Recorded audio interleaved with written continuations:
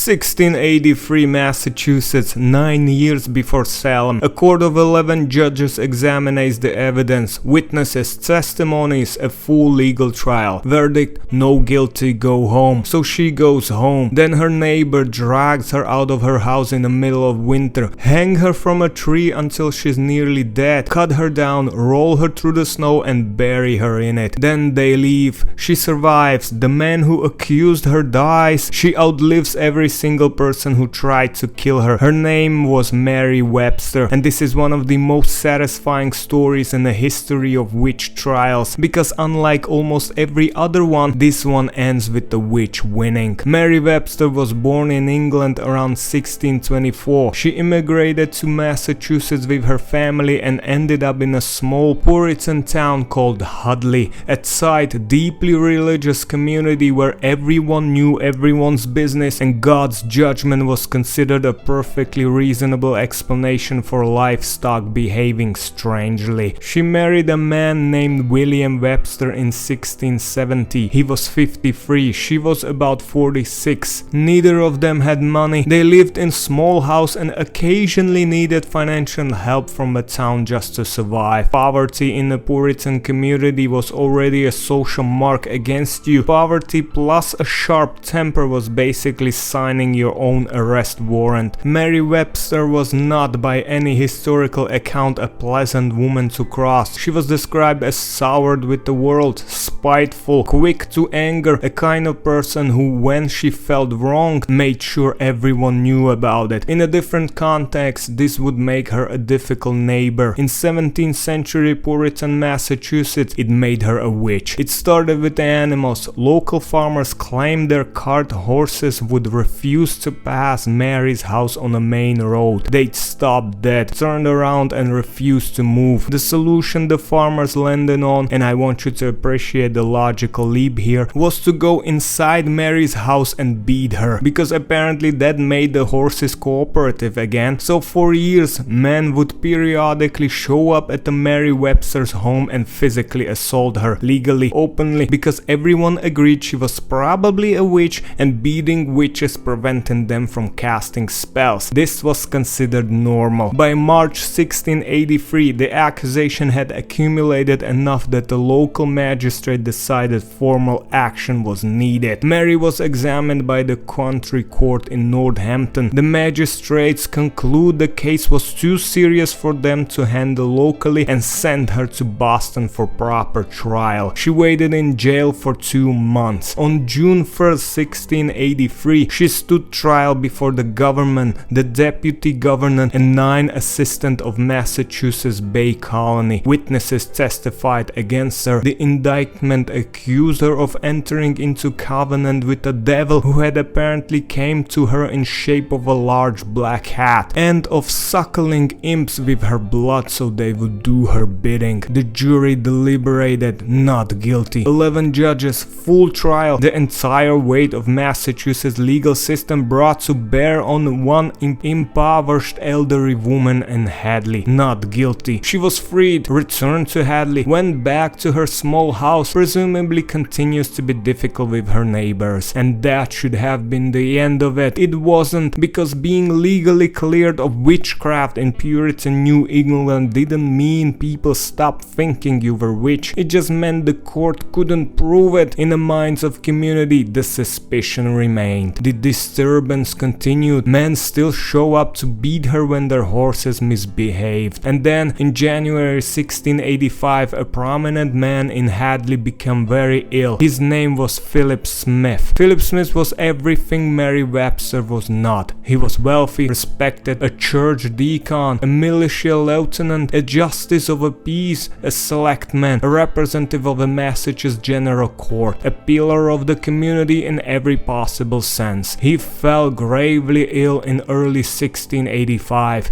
The exact nature of his illness isn't entirely clear from the historical record. The descriptions involved intense pain, as though he was being stabbed with pins, strange fits, sleeplessness, and general deterioration that baffled the people around him. In the Puritan mind, there was the only one explanation for why a man this good and this pious could suffer this this much. Someone was doing it to him. They drew a line to Mary Webster. Philip Smith himself, while bedridden and apparently delirious, reportedly blamed her directly. He had recently had an unpleasant encounter with her. She had been begging and was unhappy with what he gave her, and she had apparently said something threatening to him as she left. That was enough. Cotton Mather, the Puritan minister who would later become the most famous advocate for the Salem witch trials, documented what happened next. He wrote that whenever the young man of Hadley went to Mary's house and physically disturbed her, Smith would calm down and sleep peacefully. The moment they stopped, his agony returned. This was taken as proof. If assaulting Mary Webster made Philip Smith feel better, then clearly Mary Webster was the problem. The solution was more assault. A group of young men, Mather calls them, with no apparent irony, brisk lads, decided to take matters further. In the winter of 1683 to 1684, the historical record isn't precise on an exact date, the brisk lads of Hadley went to Mary Webster's house at night. They dragged her out. They hanged her from a tree. They left her until she was nearly dead. They cut her down. They rolled her through the snow. They buried her in it. Then they left. The Thomas Hutchinson, who documented this in A History of a Massachusetts Bay Colony, ends this account with a line so perfectly dry it reads like a punchline. It happened that she survived and the melancholy man died. Philip Smith, the man whose illness had triggered the attack, the pillar of the community whose suffering had been blamed entirely on an impoverished elderly woman, died anyway, shortly after the hanging, despite everything the brisk lads had done. Mary Webster crawled home. Now consider the position this puts the town people in. They had hanged her. She survived. Their logic, Puritan logic but still logic, told them that meant she was definitely a witch. Normal people don't survive hangings. The devil must have protected her. Margaret Atwood, who later dedicated the Handmaid tale to Mary Webster and believed she may be the distant ancestor, once again asked the question nobody at the time thought to ask. What was she doing all night in that tree? What was she thinking about, hanging there in the dark of Massachusetts winter, waiting to see if she would live or die? We don't know. What we know is she survived, and she walked back into the community the next morning as the woman who they had hanged and failed to kill. Here's what happened to brisk lads who hanged Mary Webster. Nothing.